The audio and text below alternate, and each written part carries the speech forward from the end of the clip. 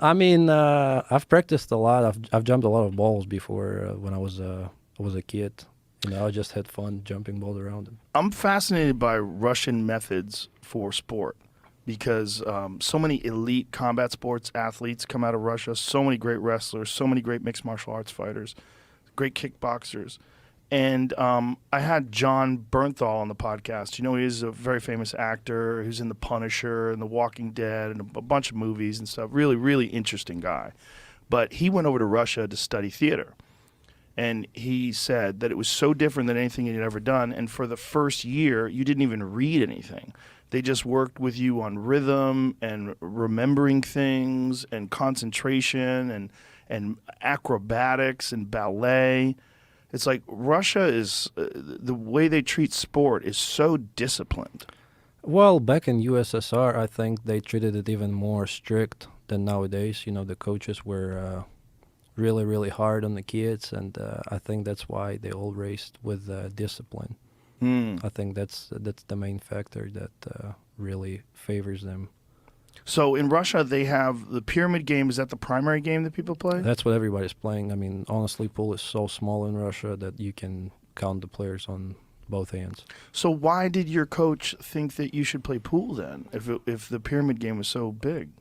Really, that's a good question because, like I said, I was really, really short. Maybe he was feeling that You weren't going to grow?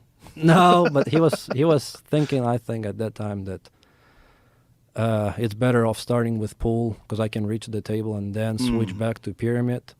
But he wasn't expecting that I will be as good, and I started to progress really quick. I started to win amateur tournaments, winning junior tournaments. And, Let's see that game. Pull up a game of Russian. How do you call it? Russian pyramid billiards. Russian pyramid. Russian pyramid. Is it a larger table? It's a 12-foot table with tiny pockets, bigger balls. So it's tougher to make the ball. It's a completely different game. It's fun to play. It's not fun to play if you never played any billiards. Are the corners rounded or are they flat and They're squared flat. off? They're flat. So they're flat like a pool table, not like a snooker table. Oh, wow. Look at the size of that table. That's wild. Look at the tiny pockets. So the pocket is essentially the size of the ball. Almost. Wow. This is crazy. Why is it called pyramid? Because of the shape of the rack, I don't know. So, and in Russia, when you play this, you mostly play with an open bridge, right? Yeah. Mostly they use open bridge, but for like hard shots, I believe when they have to draw the ball. And so you can use any ball?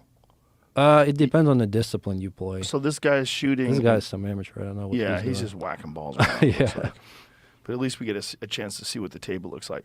So there's one, is that a red ball? Looks like a maroon ball? So red ball is the cue ball. There is a discipline where you have to play only with the red ball, kind of like pool, and there is discipline where you can shoot any ball. But it's the same thing. It's a race to 8 balls, and whoever makes 8 balls first wins. In any pocket. Any pocket, yeah. So the thing about snooker players and I guess probably this Russian pyramid game too is that your fundamentals and your form have to be so perfect because the table is so big and the balls are so small that any room for deviation on your shot, you have to really tighten everything up. Whereas opposed to a lot of American tables, those 5-inch pockets, there's a lot of room for fucking around and sloppy shots will still go in. Yeah, I mean that's the difference between the games. I think fundamentals has to be really, really good playing snooker and pyramid. That's mostly what they work on. And pool, you can see all the players that have their own style, their own techniques, and they can get away playing some weird styles. Yeah, they can get away with bad fundamentals. Yeah. There's some great players that had bad fundamentals. Like, have you ever watched Keith McCready play? Yeah, sidearm. Yeah, crazy, total sidearm, but amazing player. Oliver Ortman from Germany is the same way. Yes. Well, that's because they started when they were young and they couldn't reach the table either. So they had to have their arm sideways because they couldn't let it hang down normally. That's my problem nowadays too, because my stance, I grew up with the wrong stance. With like a straightforward stance as opposed to like a sideways pool stance? Yeah. Like a snooker table stance. And Russian pyramid, yeah. Yeah, similar, right? Yeah, and I have to slightly change it every year because I'm still growing, and I'm taller than the average pool You're player. still growing? You're 22? You haven't stopped growing? No. No. That's interesting.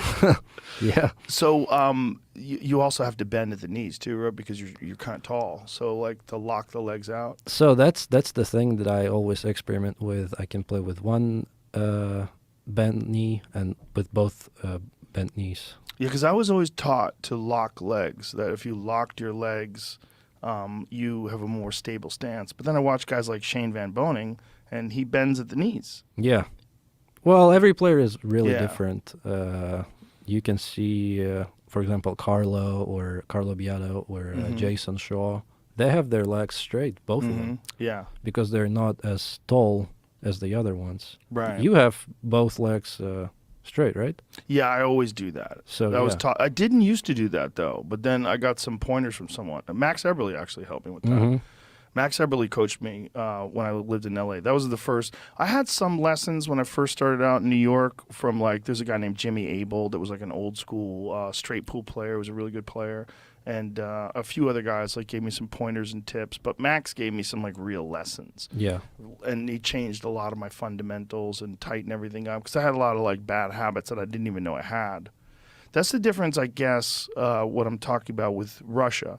Is that if you have a coach and you have a program, it's probably explain how that works. Is it a very disciplined regiment that you guys would practice? I mean, not really. It may sound really professional, but what happened with me, I had 4, 5 different coaches, and from the very beginning, I was, for example, as a 7-year-old, I had a coach, and I reached the limit that I could learn from one coach, and my parents used to always tell me, well, we have to switch because that's the only way to grow. And once I found that coach, the very last Russian coach that I had when I was 13, I felt like I couldn't grow more because we don't have many professional coaches in Russia because the game is really small. Russian pyramid has many coaches. And I got really lucky because in 2015, Johan Reising, he was a Mosconi Cup captain many times for Europe and US.